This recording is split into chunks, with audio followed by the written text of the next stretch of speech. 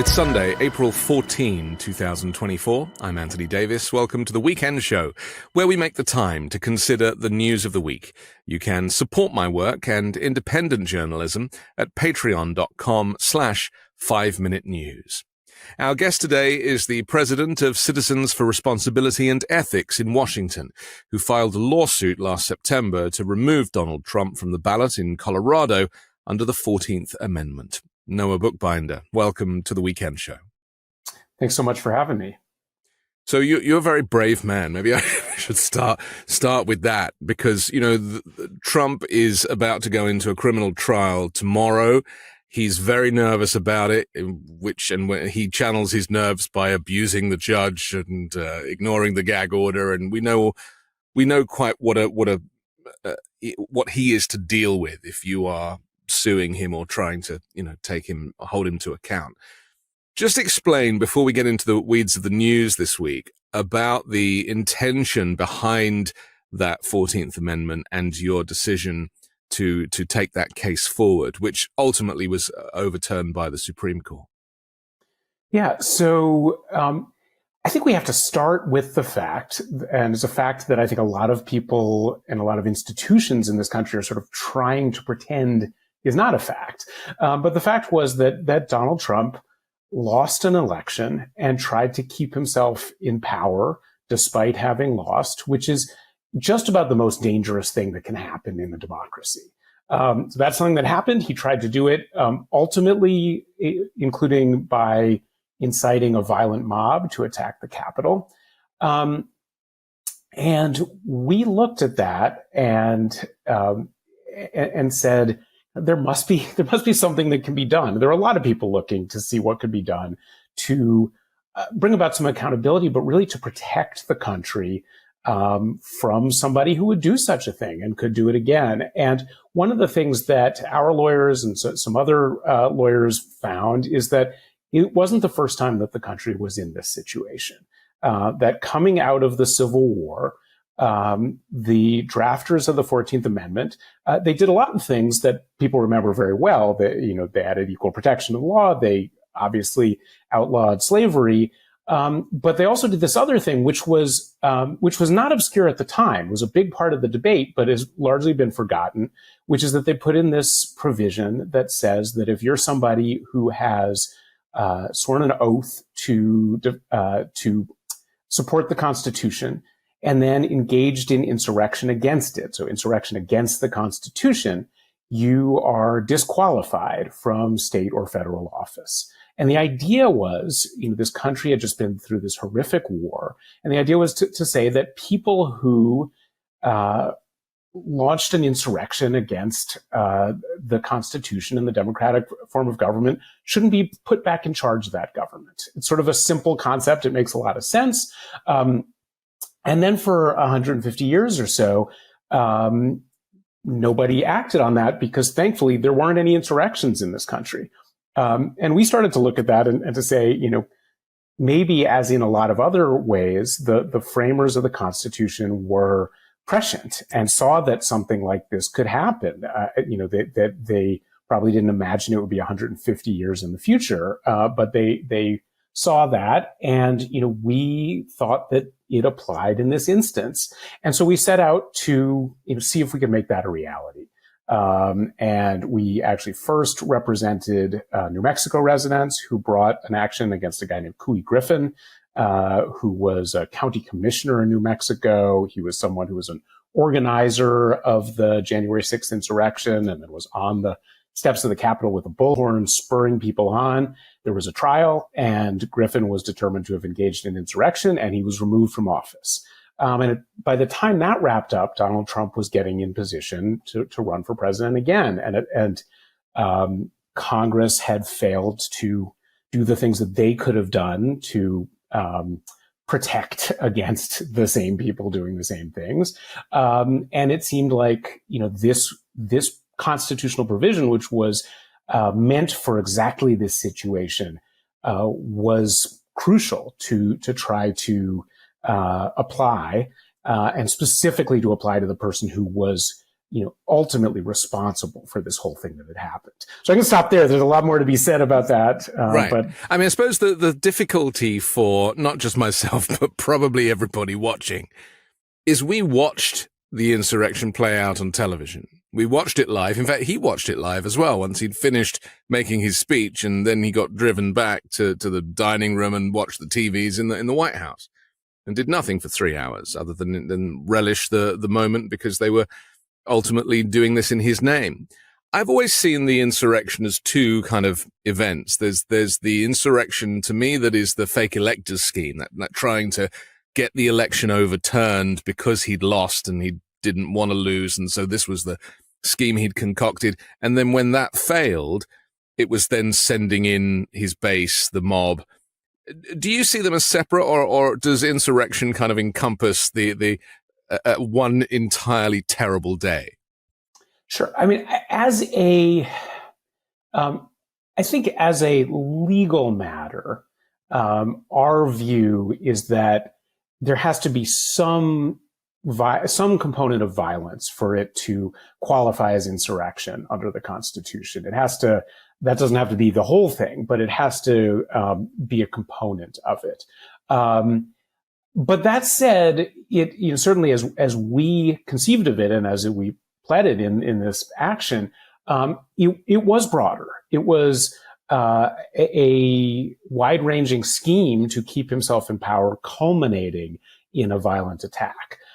So I do think they are of a piece. I think a point that came out of the hearings that the January 6th Select Committee in Congress held that I certainly hadn't focused on before they shined a bright light on it was this chronology that I think it was December 19th, 2020, where there was this meeting in the White House with a whole bunch of internal and external attorneys, as well as I think the guy from Overstock.com. That's right, Giuliani. Exactly. Yeah. Where essentially over the course of this meeting, the news is delivered to Donald Trump that these other tactics are unlikely to get anywhere. And that night, he sends out this email, which is the one that says, "We'll be wild, come to DC on January 6th, we'll be wild." And I think the thing that those hearings helped to make clear is that January 6th wasn't a thing until that tweet went out. And, that there were different demonstrations on different dates that were planned.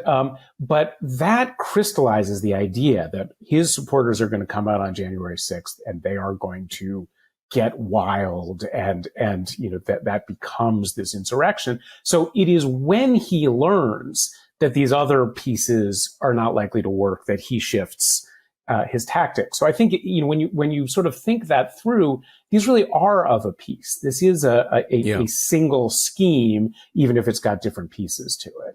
Yeah, it's very much out of, I think of it as like Batman and Gotham City and him being one of many baddies that we read about in comics, because it's as bad as that. I mean, even the guy who we can never remember the name of from Overstock.com, isn't his name Patrick Byrne, I think?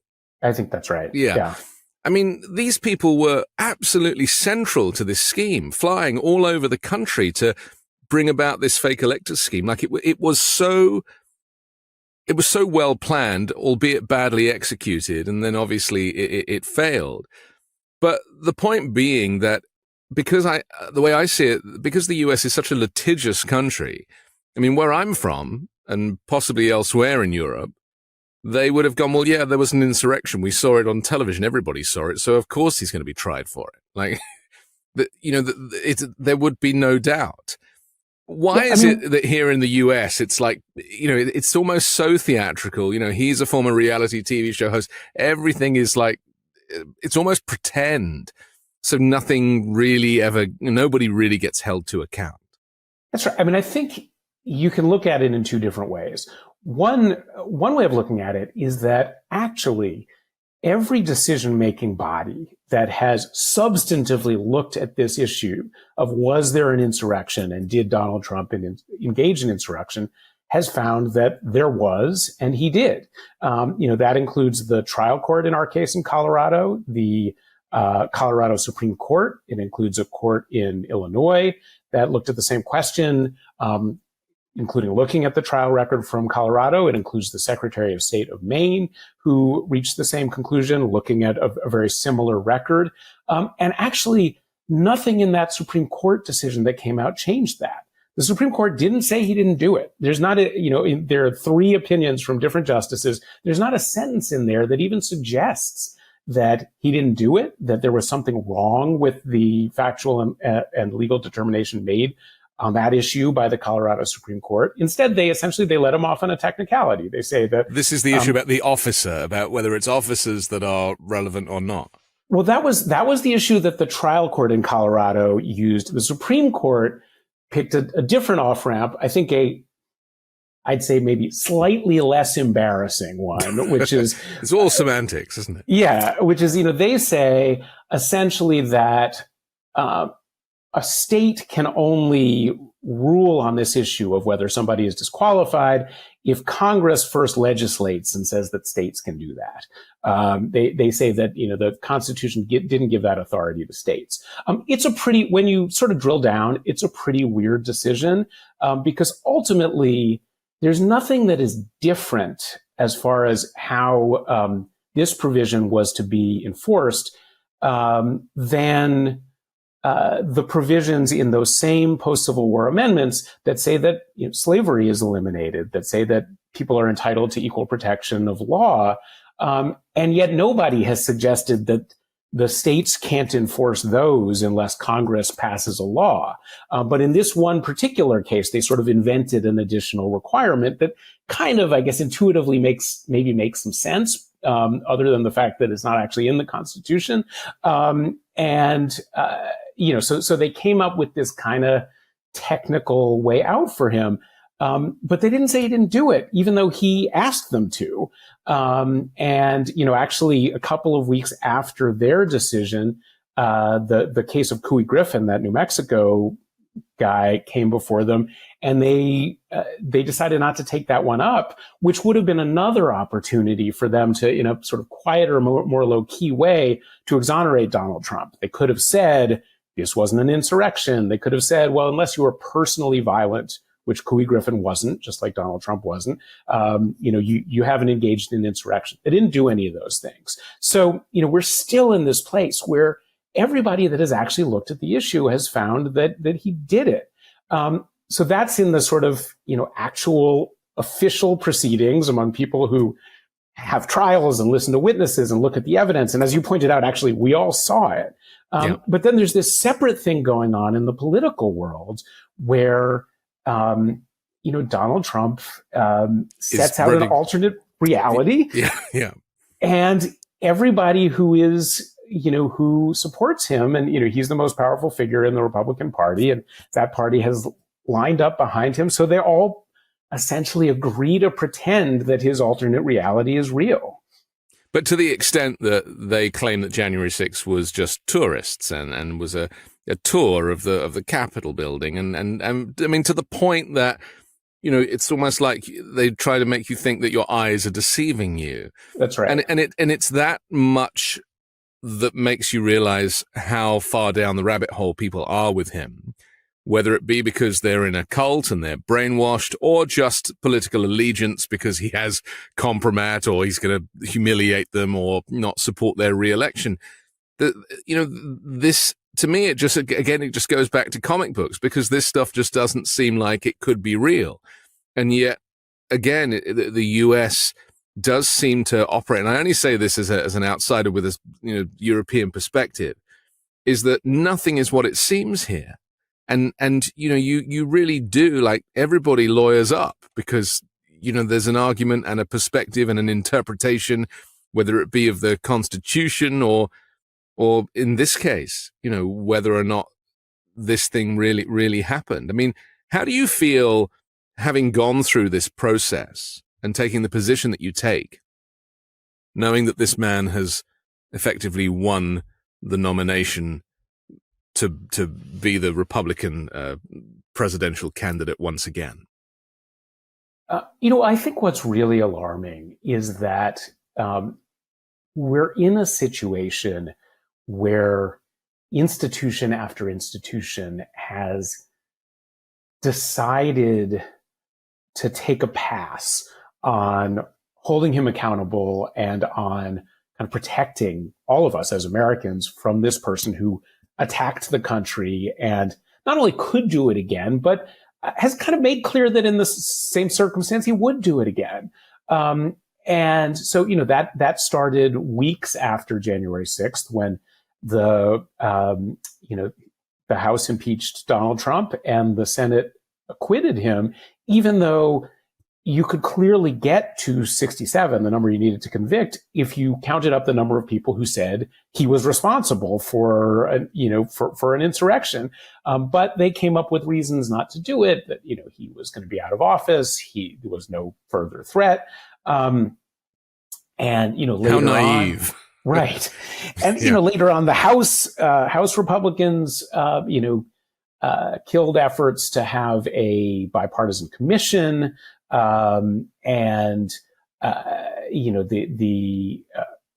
Agencies like the Federal Election Commission repeatedly gave Donald Trump a pass. And then you got to this Supreme Court case where the Supreme Court, essentially what happened in that case, I think it's almost an inescapable conclusion if you read this sort of very weird opinion they came up with, is they just didn't want to do it. I think they understood that the facts and the law supported finding him disqualified. They just felt like there would be so much blowback and it would be very divisive, and they just didn't want to do that. But that's their job, Noah. That's the whole point. That is their job. And this was this was 9 justices, no dissent. That must have felt like a real kind of kick in the teeth. In the end, it wasn't, I think, ultimately totally surprising, in the sense that we knew this was an extraordinary thing to ask a court to do, to say that the person who is former president of the United States, the leading Republican candidate, is disqualified and has to be removed from the ballot. And despite being caught on tape. Yeah. Despite it happening. Would have been extraordinary. There would have been massive backlash. Now, I continue to think that in terms of disruption, that actually would have been the least disruptive way to resolve this situation. But it would have been very disruptive, and it would have been directed at that court. And you look at, it points out just how courageous those 4 justices of the Colorado Supreme Court were, to take the position that they did, understanding all that blowback, which they got. Theirs was very well written as well, wasn't it? A lot of people said that was, was very buttoned down. The way that they had approached the argument was very well intended. Absolutely right. It was an extraordinary decision where they went one by one through these legal issues. I think they really tried to convey in that decision, and I think they were successful, that this was pretty straightforward. These are not ultimately difficult calls if you look at them. And one of the things that we saw when the case went before the Supreme Court was this absolutely extraordinary set of amicus briefs, friend of the court briefs from people who were not parties in the case. And on the one side, on Donald Trump's side, you had essentially just one after another Republican elected official or sets of elected officials and other sort of, conservative and Republican powerful people all saying exactly the same thing. And then on the other side, you had legal scholars across the political spectrum. You had former Republican officials. You had, experts on autocracy and democracy. You had, law enforcement officers, and this wide array of people from all walks of life who actually had expertise coming in and saying, this is really clear. And because the more I sort of started from a place of, this is going to be tough. And the more I looked at it, the more I concluded, as all of these folks did, that it's actually not that tough on the substance. It's only tough because it is hard to do. It's hard to, people are going to resist it. And the climate is so polarized. I mean, that's the other thing. You're dealing with people who are, believers and non-believers, and it's never the twain shall meet. And getting anything done legally in this country on a kind of political level is so very difficult because of that. I mean, the fact that judges are political, again, that came as a shock to me when I first came here. I was like, well, what do you mean the judges are elected? And it didn't make any sense. And so for me, I can understand how difficult it is to get justice based on that. But I just want to ask very quickly about how your organization came under a lot of criticism because, you claim to be nonpartisan, which is totally understandable. But obviously those who were not very happy about what had gone on started to accuse you of being radical and a left-wing activist group and all of this kind of stuff. I mean, that surely isn't very helpful when you are trying to, have a kind of broad scope across the political spectrum. Absolutely. I mean, and I think one of the key points is that Crew, our organization, we were lawyers in the case, and we helped to spearhead the case, and we brought it with this very talented, actually bipartisan group of lawyers. But we brought it on behalf of 6 people from Colorado, and they were these Republican and unaffiliated voters who were affected directly by the Republican primary. And they're really an extraordinary group. Norma Anderson, who is the named plaintiff, in Trump v. Anderson, she's the Anderson, is a 90-year-old career Republican politician. She was the majority leader, the Republican majority leader of the Colorado State Senate and the Colorado State House. Several times she was in both of those positions. She was the first woman to have either of those positions. And Krista Kafer, who was one of the plaintiffs, is a conservative columnist for the Denver Post. And she's not sort of a little bit conservative. She's actually very conservative if you read her columns. Claudine Schneider was one of those plaintiffs. She was a Republican member of the U.S. House of Representatives from Rhode Island years back, but she's lived in Colorado for decades. These were not a bunch of Washington liberals. These were conservatives from Colorado who think the Constitution is important and think that Donald Trump poses a risk. And they are people who did this at enormous cost to themselves. These are people who, in many cases, were part of the Republican conservative community, and would go to church or to their supermarket and see the backlash head on. So they were, in terms of being brave. I mean, those people are about as brave as it gets. So let's talk about that separation of partisan affiliation and constitutional ethics. Why do people fail to see the republic as more important than this disgraced former president? I mean, that's the thing, isn't it? I try, to talk about wanting to, be pro-democracy and save democracy. And, it's not about being a fan of Joe Biden or voting for Joe Biden. It's about wanting this system of government to remain as it currently stands. And yet the partisan element is now so extreme that people can't separate themselves from wanting the country to survive as a whole. That must be something you grapple with quite a lot. Absolutely. I mean, one thing that has been actually heartening in the last couple of years has been, the instances of really, I think, brave and inspiring Republicans who have said that I may agree with the Republican Party and with Donald Trump on policy issues, but standing for democracy is more important. People like Liz Cheney, Adam Kinzinger, like the plaintiffs in our case, like Norma Anderson. And there are more than a few of those people. And it's been, really inspiring and a pleasure for me to get to know some of those people and to work with them.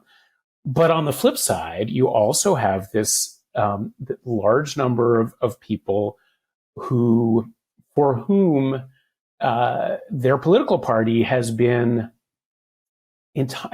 entirely about allegiance to one man and not to, conservative economic policy, a certain set of social policies, which you can agree with or disagree with, but there's a place in the political spectrum for people who take those positions, and that's all gone out the window. And the sort of governing structure of that party has lined itself up completely behind Donald Trump. And I think that's incredibly, incredibly dangerous because you're right. It's not, it is, I think that this country works pretty well when there are two viable or more, if, viable, meaningful political parties. And so, we certainly don't set ourselves up saying that like we are pushing for the victory of this one party over the other.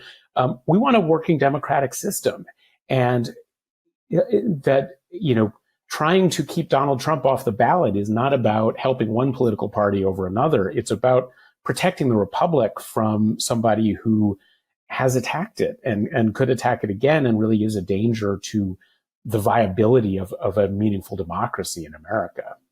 Okay, I want to talk about the potential for him attacking it again in just a minute. We have to take a quick break, but we'll come back with Noah Bookbinder next.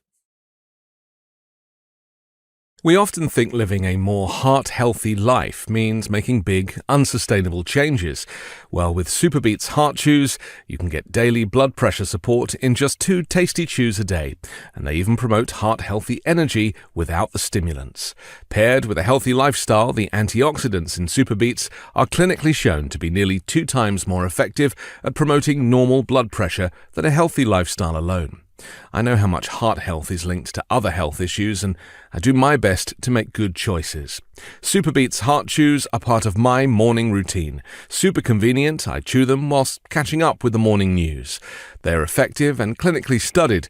Superbeats is the #1 doctor, pharmacist and cardiologist recommended beet brand for cardiovascular health support. They are entirely plant-based with no artificial sweeteners or colours.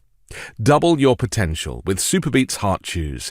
Get a free month supply of Superbeats Heart Chews on all bundles and a free full-size bag of turmeric chews, valued at $25 with your order by going to weekendbeats.com.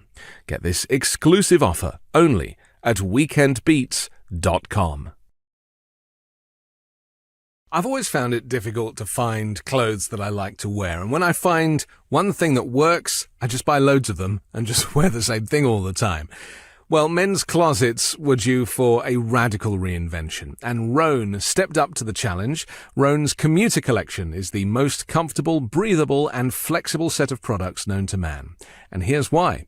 Rhone helps you get ready for any occasion. The commuter collection offers the world's most comfortable pants, dress shirts, zips, and polos. You'll never have to worry about what to wear when you've got the Rhone commuter collection. The comfortable 4-way stretch fabric provides breathability and flexibility that leaves you free to enjoy what life throws your way, from your commute to work or your 18 holes of golf. It's time to feel confident without the hassle. With Rhone's wrinkle release technology, wrinkles disappear as you stretch and wear the products. It's that easy. And with Gold Fusion anti-odor technology, you'll be smelling fresh and clean all day long. And on top of that, Rhone is 100% machine washable, so you can ditch the dry cleaner altogether. I personally love a technical fabric, something that is advanced and uses technology to make a more comfortable and more modern outfit. Now, the commuter collection can get you through any workday and straight into whatever comes next. So head to rhone.com/Anthony and use promo code Anthony to save 20% off your entire order. That's 20% off your entire order when you head to rhone.com/Anthony and use code Anthony, ANTHONY. It's time to find your corner office comfort. We're back on the weekend show with Noah Bookbinder. I'm Anthony Davis. This week, Noah, a GOP resolution said that Trump didn't engage in an insurrection.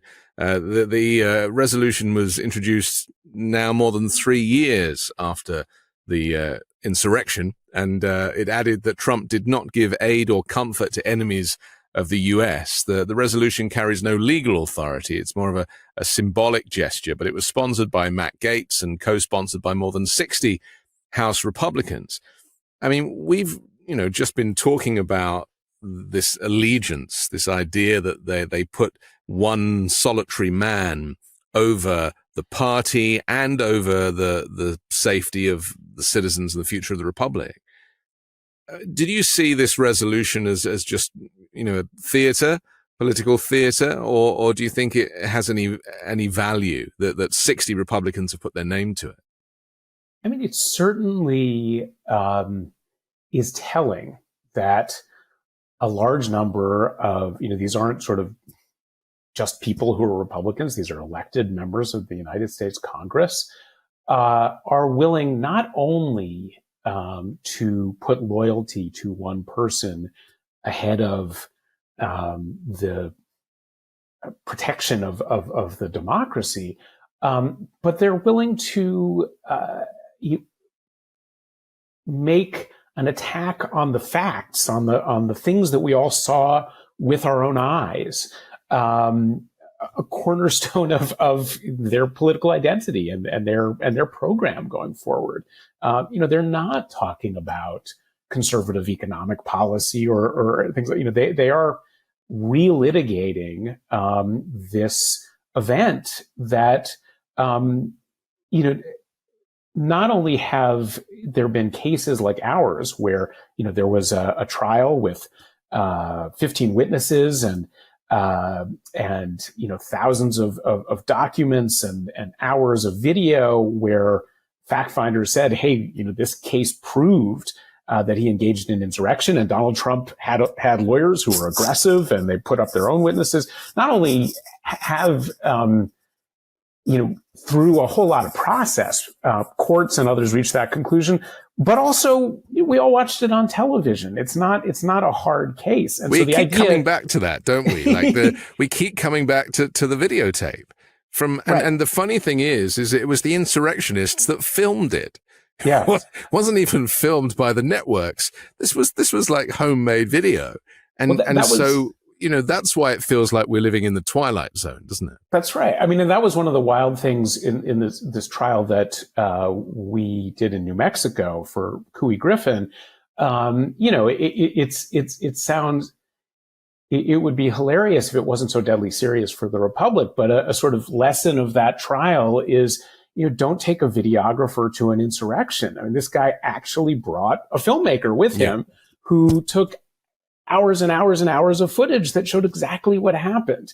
Ultimately it was very, very damning. And so the only way around it ultimately is to deny reality. And that's a dangerous place for a democracy to be. You talked about them putting their allegiance to one man.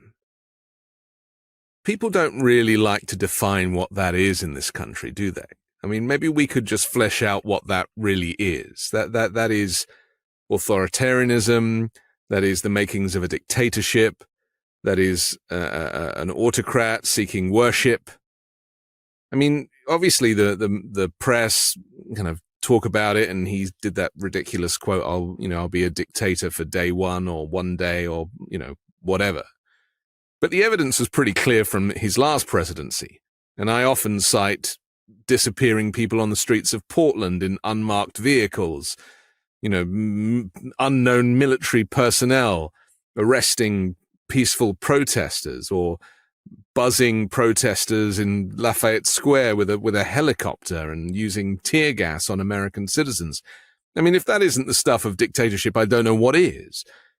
But this concept that America, maybe it's American exceptionalism that says, we could never fall to a dictator. And yet that is happening on television as well. Like we are seeing that as well. Even his criticism of the judge and the judge's daughter in tomorrow's trial. I mean, that is also the makings of an autocrat who refuses to be controlled by the judiciary. Am I going mad? That's what it sounds not like. at all. Not at all. I mean, these are the conversations that we have to have where you sound like a crazy person just reciting the facts. Right. Donald Trump, over the course of 4 years, chipped away at checks and balances in our system, chipped away at democratic norms. You don't even have to look for the sort of quieter, more secret stuff.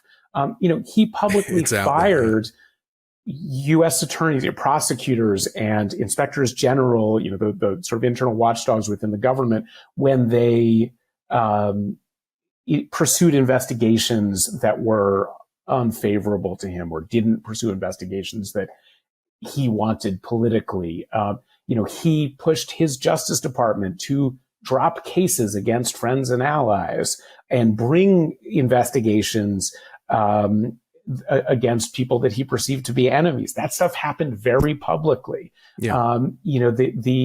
Sort of, one of the things that our organization has specialized over the last 8-9 years is sort of finding these obscure pieces of law that were largely forgotten, but that became very relevant under Donald Trump. And along with the disqualification clause of the 14th Amendment, another one of those is a law called the Hatch Act, which says that you can't use, aside from people like the president, a few people who are set out by law, you can't use official government positions for politics, for somebody's election. And we ended up filing dozens and dozens of complaints because it became essentially the official policy of the Trump White House that everybody used their official position to boost his reelection, to attack his opponents. And this little office that usually nobody pays any attention to, that administers that law, was finding dozens and dozens of violations, was recommending that Kellyanne Conway be fired, and again, these seem little as an individual matter, but you add them together, it was collecting the sort of the impact and power of the federal government and using it to keep somebody in power, which is the stuff of authoritarianism. But that's before we even talk about the theft of classified documents, under the Espionage Act. That's before we even talk about the 1.2 million people who died of COVID. And half of those lives could have been saved if the guy had taken it more seriously. I mean, it's almost like every possible conceivable law or event that you could write in a movie script about the president going AWOL, he achieved. I mean, maybe that's the only great achievement of the Trump presidency, is breaking every law that is protocol for the role of the commander-in-chief. I mean, look, we are not an electoral organization, and I don't get into who should be elected and who should not be elected. But we can certainly say that the abuses of power and the anti-democratic actions, mounted over those 4 years, and there has been very little accountability. And his statements over the past years have ramped up the extent to which he seems not only uninterested in checks and balances, but interested in tearing them down and eroding aspects of our democratic system. And that makes enforcing the laws that we do have for the things that have already happened all the more important. Somebody wrote to me on Thursday and asked why, considering that 5 people died on January 6th, why Donald Trump could not be on trial for manslaughter. Is that something that could ever be a consideration? I think that I will say that, particularly Jack Smith, the special counsel in that case, I think has done an extraordinary job under very, very difficult circumstances. And I think that that the calculus that he tried to engage in was to say that he wanted to charge really serious offenses, and he did. I mean, these were conspiracy to obstruct a government function, and a number of these these charges that carry significant penalties that sort of capture the general thrust of the conduct, but also charges that were going to be relatively straightforward and relatively easily provable. Yeah. Nothing's easy in this area because there's so, feelings are so fraught, it's so political. But the charges that he brought were ones that, sort of, if we lived in a kind of neutral world, it's sort of like what I was saying about our case under the 14th Amendment, these are not hard. The facts, not only the facts of what happened, but the facts of what Donald Trump did are not hard to prove, and they map very closely over what these laws are that were charged.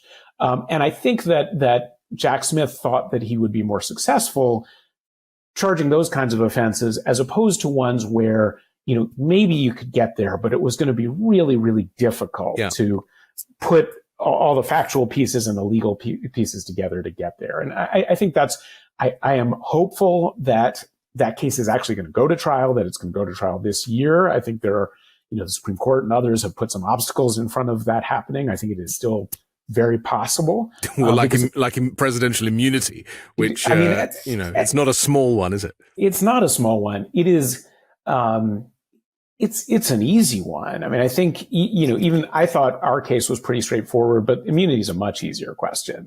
It would be, if this court were to rule that the president has absolute immunity, then our democracy is in much worse shape than I even worry that it is right now. I think it's ultimately going to be, even for this court, pretty easy. I think the issue is more one of timing.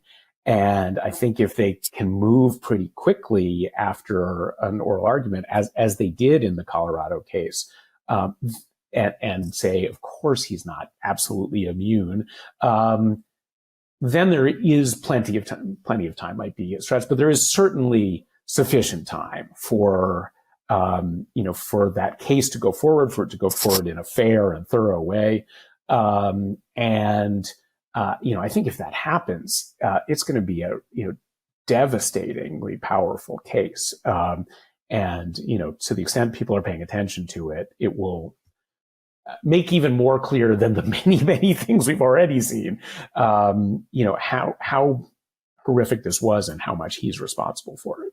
But what's problematic, though, is that those people who are in the cult of Trump, it will only cause them to double down on their admiration for him and support of him, especially when he's pushing language like it's Biden has brought this about. He's now using the phrase election interference, which is ironic at the very least.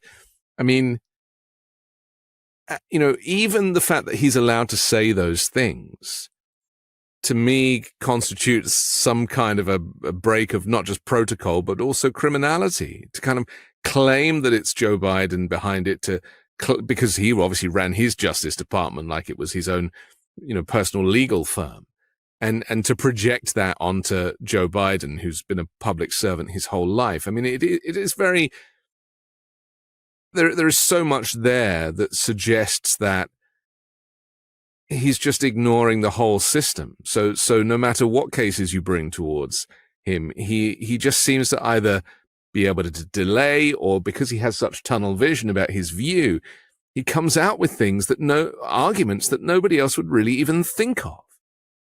Yeah, I mean, I think, first of all, delay has always been his tactic. He's used that again and again. He's very good at it. And I think you're right that a lot of his supporters are just with him.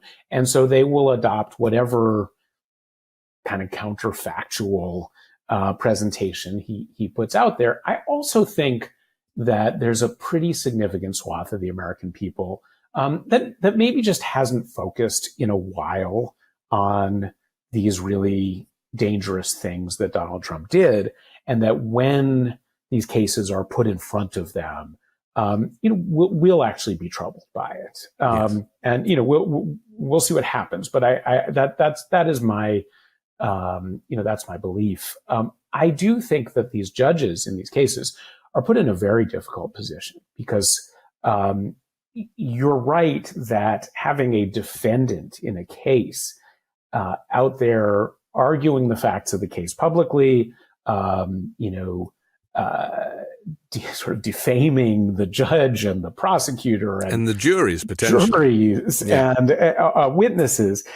Obviously, that can't happen in a justice system. At the same time, shutting down the speech of a major political leader is a fraught and sort of unfortunate place to go that's the elephant in the room, system. though, isn't it, Noah? It's the office of president that people can't get their heads around.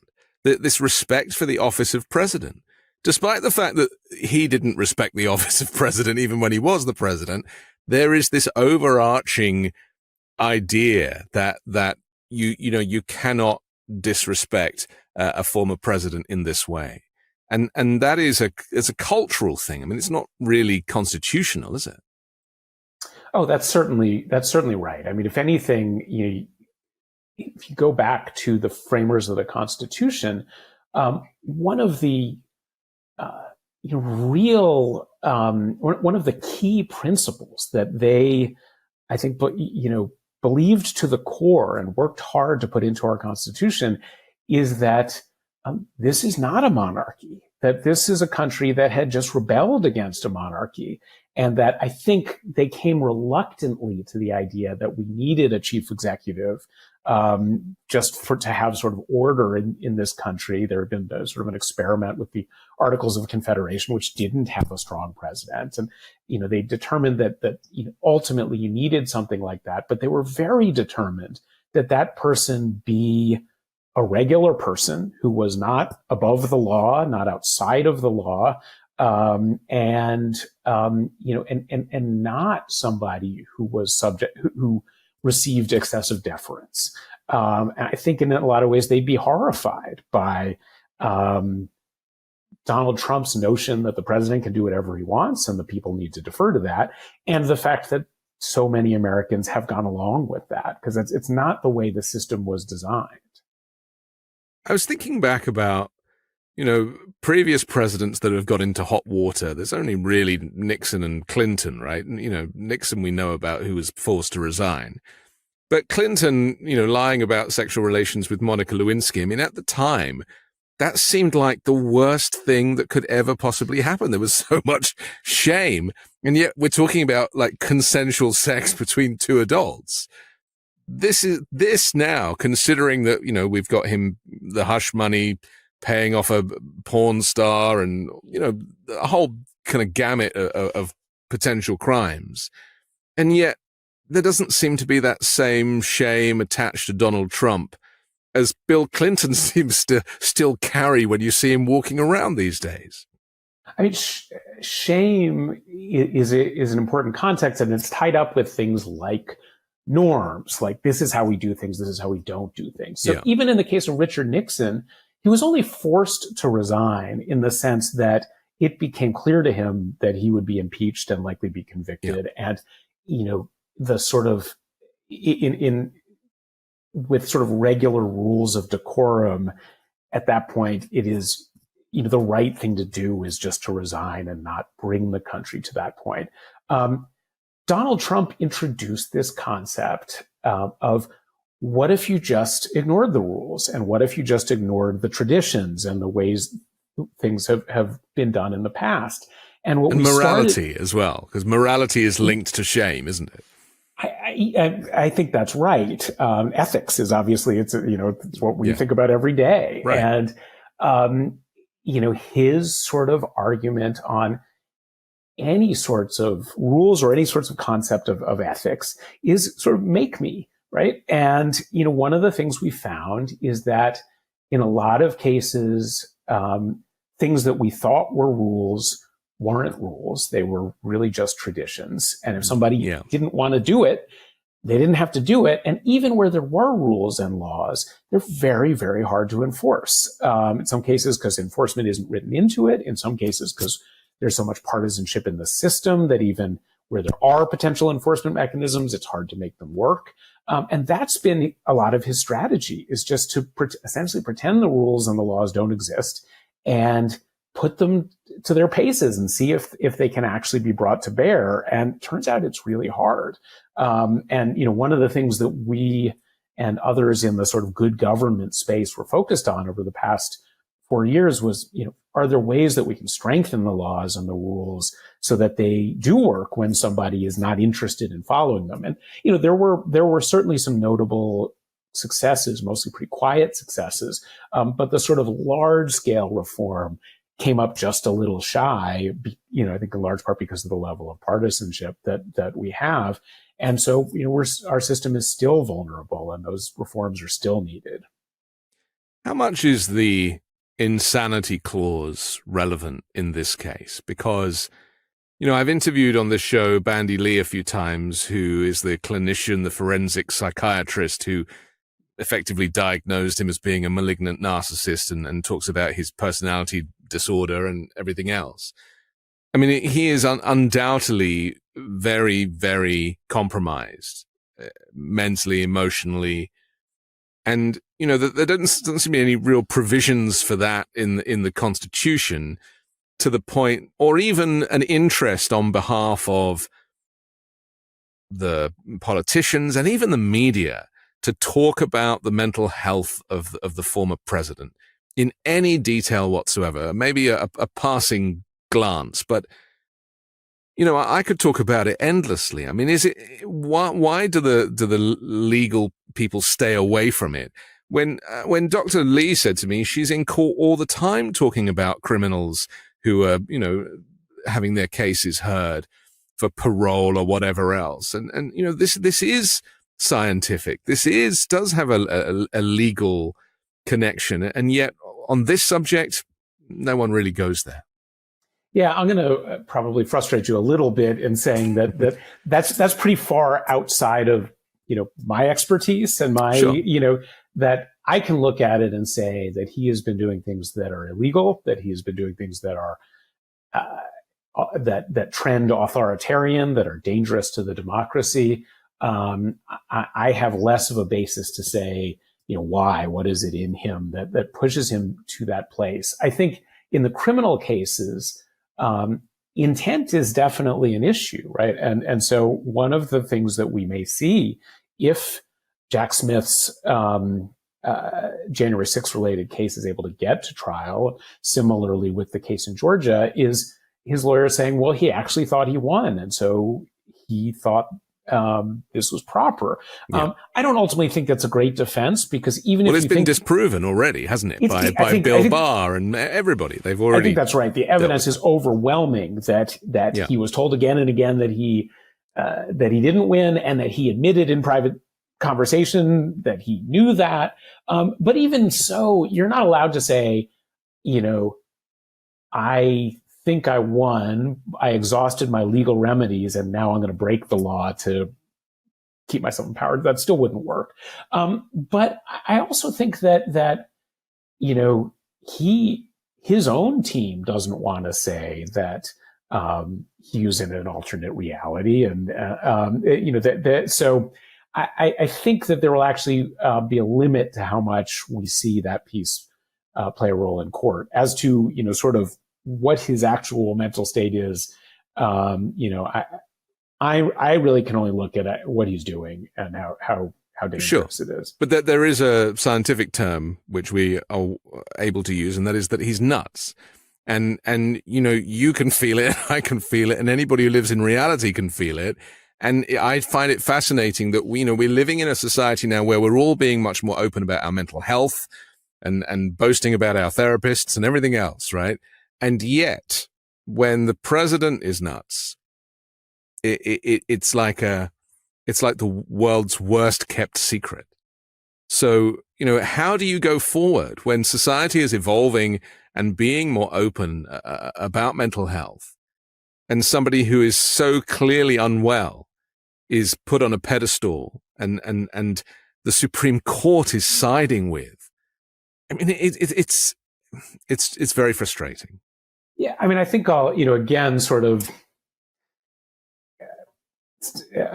acknowledging that the mental health piece is sort of outside of my realm, I will say that the extent to which institutions that are key to safeguarding our democracy are willing to ignore what happened and what he did again and again and again is a really dangerous place to be.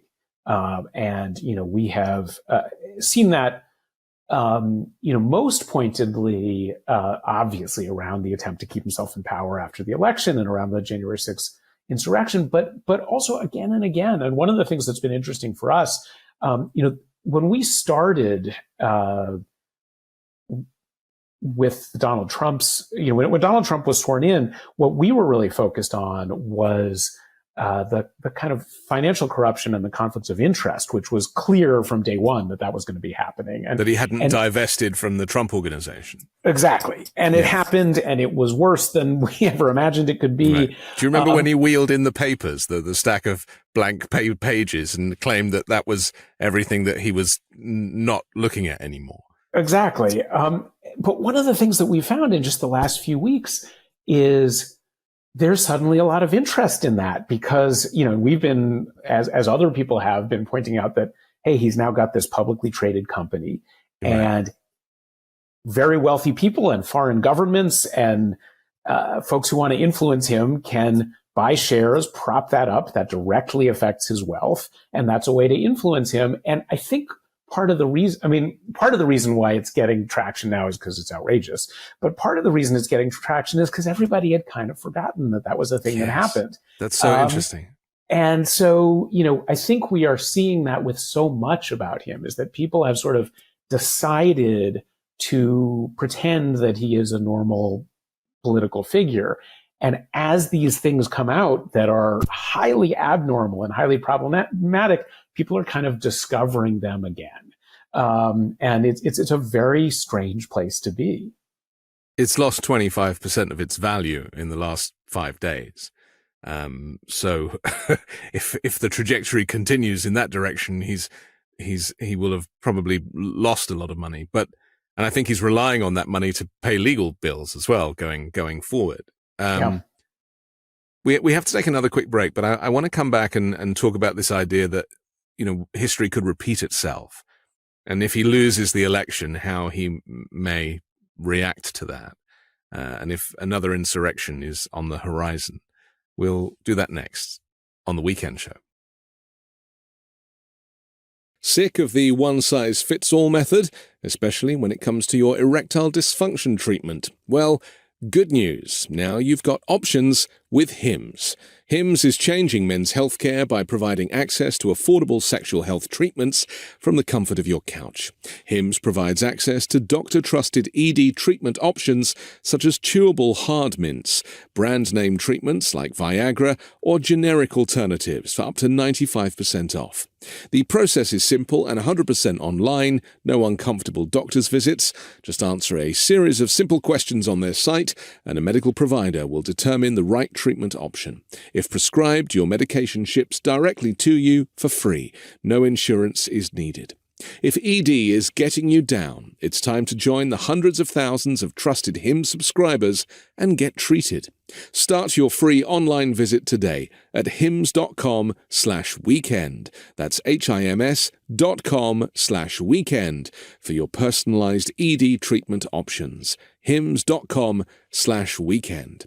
Hard mints are chewable compounded products which are not approved by or verified for safety or effectiveness by the FDA. Prescriptions require an online consultation with a healthcare provider who will determine if appropriate. Restrictions apply. See website for details and important safety information. Subscription required. Prices vary based on product and subscription plan.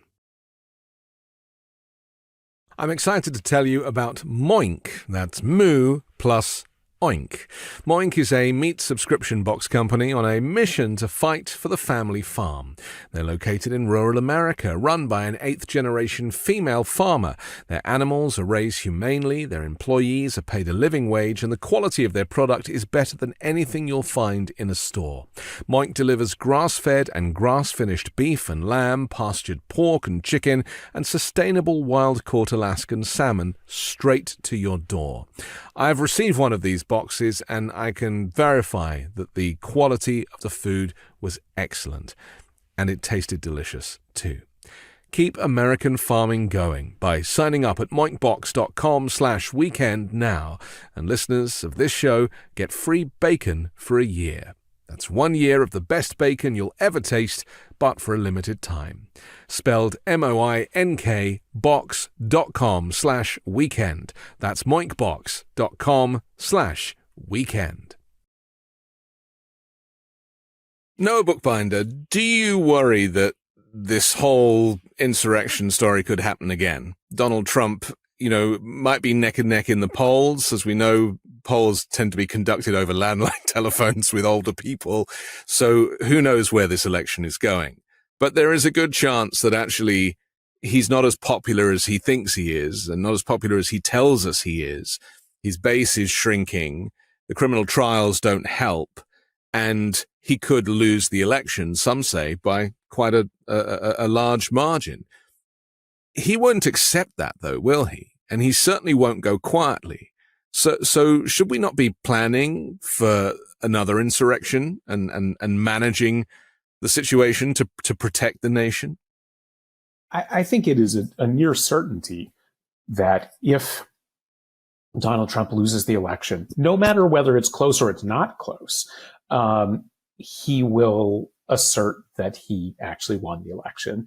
He's come pretty close to saying that. And I think even more troubling, powerful members of Congress and others have said that they are not committing to abide by the results of the election if Donald Trump doesn't win. Elise Stefanik, who sort of initially was perceived as a moderate Republican from New York. She's now, very closely aligned with Donald Trump, but has specifically said that. She'll be the VP pick, incidentally. Just a small prediction there. Yeah, certainly could be. Yeah. And so, I think that that's part of why I was saying earlier that I think actually the Supreme Court having ruled him disqualified was one of the least disruptive ways, as disruptive as it would have been, to resolve this, danger that is posed by somebody who has been an insurrectionist running for president again.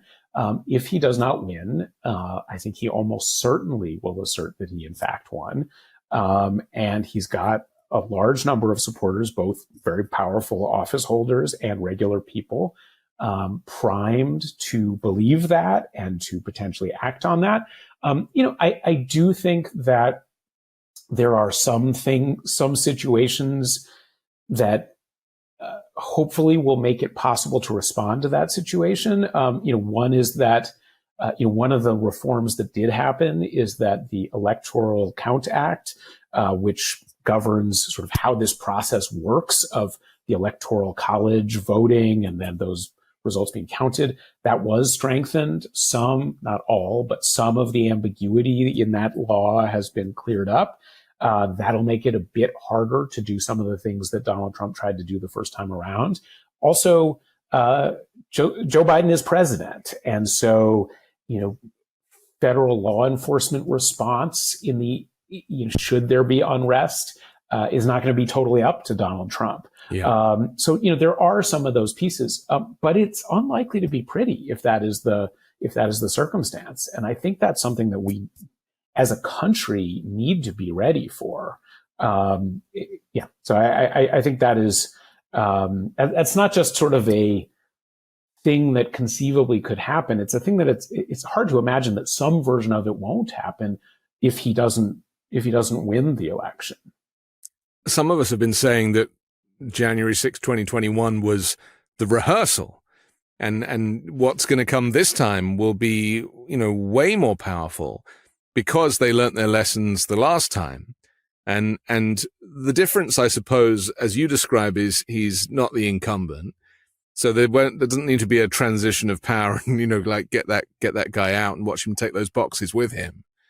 So do you think that, and also then, of course, there's the criminal trials. I mean, he could be running for president from a federal prison cell.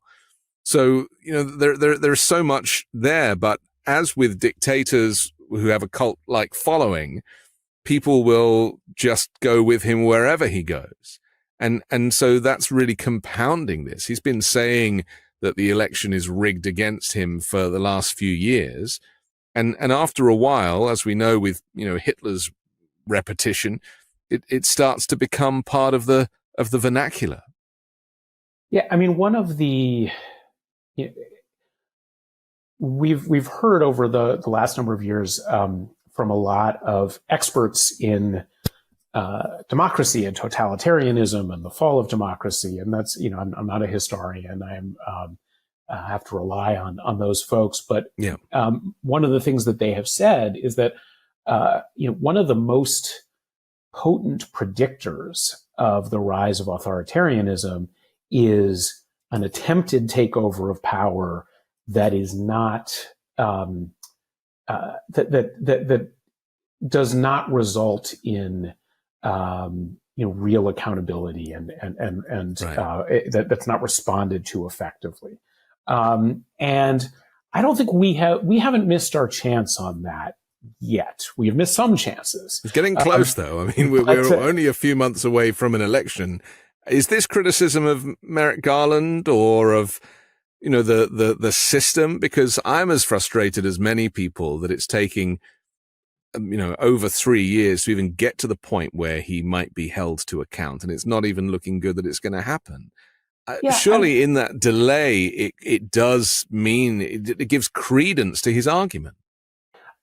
I have been enormously frustrated by the delay. I think that Merrick Garland came into that position, I think, from a place of, in some ways, it was a sort of a noble position that I don't think was right, but I think it was well intentioned, that it is not, it can be harmful to a democracy to prosecute a former leader, and instead we should focus on returning the system to normalcy, making it work the way it should. Yeah. And I think he came around and ultimately did the right thing. He appointed a special prosecutor, put a good person into that position. Special prosecutor has been effective and aggressive and quick. And there's some extent to which maybe some of that back and forth was just necessary to ensure that, we weren't jumping the gun on something so consequential.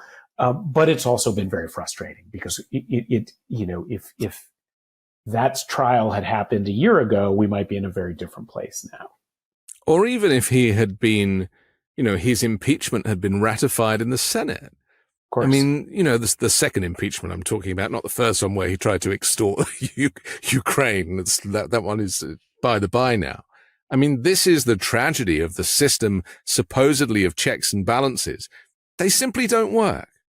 Yeah, I mean, I think we have learned that they work when people are committed to them. Yeah, and so they play by the rules. Right. And so you had this situation where you had Mitch McConnell, who's a very smart person, who I think understands our system very well, saying Donald Trump is entirely responsible for this outrageous thing that happened and should be held accountable. And I'm going to vote to acquit him. And now Mitch McConnell has endorsed Donald Trump for president again. Yeah. That is not a system working the way that it's supposed to. On the flip side, you see people like Jack Smith, who has been, under enormous pressure and, very personal threats and insults from Donald Trump and many others. You see people like those members of those justices of the Colorado Supreme Court, who are willing to, at real risk to themselves, like the plaintiffs in Colorado, to put themselves out there to make the system work. And those are the sort of instances of courage that I fall back on, to think that we're still in this. We still got a chance here, but it is harder than it ought to be. Do you think it's an issue that the country is just so young? Because, the European nations and where I grew up, we have like thousands of years of history where the nation has fallen and risen, and there's been coups and takeovers and insurrections. And you learn from history, and a country evolves based on its experience. I mean, in the UK, we have a constitution that is unwritten. I mean, can you imagine that working here in the US? So is this just part of the American story? Yeah, I mean, I think the sort of the flip side of that is this is, I think, the oldest continually functioning democracy in the world. And it's a country that has, I think we think of it as, Americans tend to think of it as we put in place this democracy and that's it. That's like it from that point on was to always be so. But that actually isn't the story as it has really played out. I mean, the country almost didn't make it through the Civil War. In times like the 1920s, there was a tremendous rise of extremism. We've been through periods of, very virulent conflict about race and other issues. And ultimately, American democracy has come through. I think it's being tested in a way that it has not been in at least a century. And I think the result is still, unwritten. It's still unclear. But I think it can make it. But in some ways, remembering that it hasn't always been easy and straightforward in the past, while that can be discouraging because nobody wants another civil war, God knows, but it also can be encouraging in the sense that this country has had real threats to democracy and to stability in the past and has found its way through them, and it's still possible to get there again. Finally, what would you say to the Republicans who don't care for democracy? They've now changed their language on this subject. They argue that it's a constitutional republic, that we're not a democracy. It's almost like democracy is exclusively for Democrats, a bit like climate change, they do all that kind of progressive stuff. And now, Trump supporters interviewed at rallies are like, well, maybe we do need a dictator. Maybe that's what this country needs now. How do you feel when you hear those kind of responses? Yeah, I mean, I think the extent to which people are maybe lukewarm in their commitment to democracy is very distressing. I think I have a couple responses to that. One is this idea that it's a republic, not a democracy. That's sort of nonsense, because the same the same actions that undercut democracy also undercut constitutional provisions. They undercut a republican form of government. A constitutional republic is no more a dictatorship than a democracy is. And so, nothing that Donald Trump has done or is proposing to do is consistent with a republic. So it's not a distinction without a difference in the sense that there are, a republic is based on elected representatives rather than direct voting. But as to these issues, it's not a meaningful distinction. It's a sort of, it's a way to be against, to pick at a legitimate issue that is being raised. I think more serious is the fact that there are now Americans, including in some cases elected members of the Republican Party, who say that having a democratic system maybe isn't that important. And it's not necessarily just Republicans. And I think the key there is to take it down from these sort of abstract concepts of governance, and instead to think about what impacts regular people's lives, And that to the extent that people are worried about good health care, that people are worried about, drugs that are safe, medication that is safe, and roads and bridges that are safe, and or water without PFAS in it, for example. Water and effective law enforcement, but non-abusive law enforcement, and education for children. I mean, just very basic things. If you have a system that is based on the people making a decision through their vote, there's a way to ensure that the system works for us. If we have a system instead that is ultimately determined by wealthy and powerful people putting who they want in power and doing the things that they want to do, it's not going to be responsive to regular people. And I think it is a challenge for people who work on issues of democracy to explain that in a way that is meaningful to people. Because of course, people, there's a lot that's broken in our democracy. There is too much influence of money. And I think and there's too much partisanship.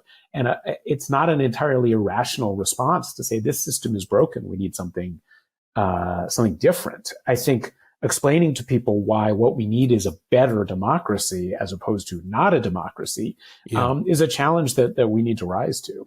But what's problematic with that argument is that it's only really Donald Trump who is saying that the system is broken. And actually Joe Biden is saying, let's just go back to normal. But normal systematically is pretty flawed, isn't it? So you've got this extremist view coming from Donald Trump where they want Project 2025 and no separation of church and state and creating this kind of Christian nation of warriors. And then you've got Joe Biden saying, let's just keep it as it is, but it's an imperfect system.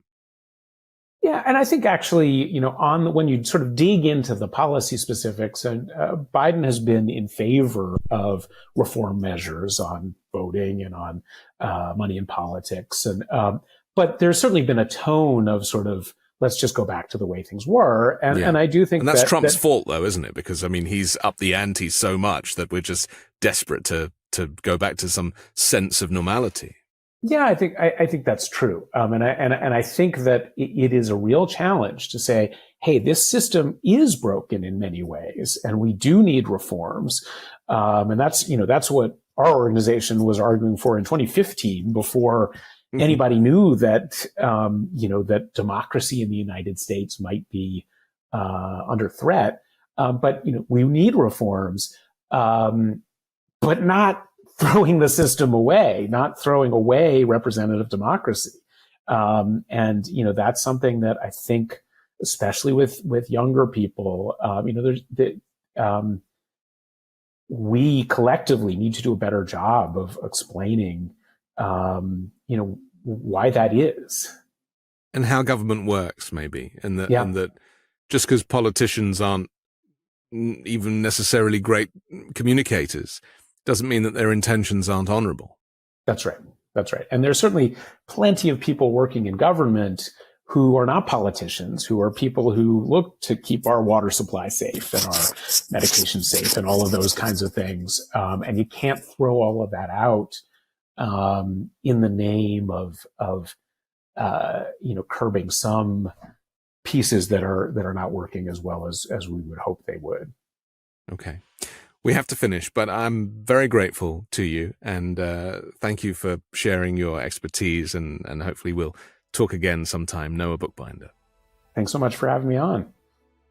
I'm Anthony Davis. Don't forget to support me and independent journalism at patreon.com/5Minute News.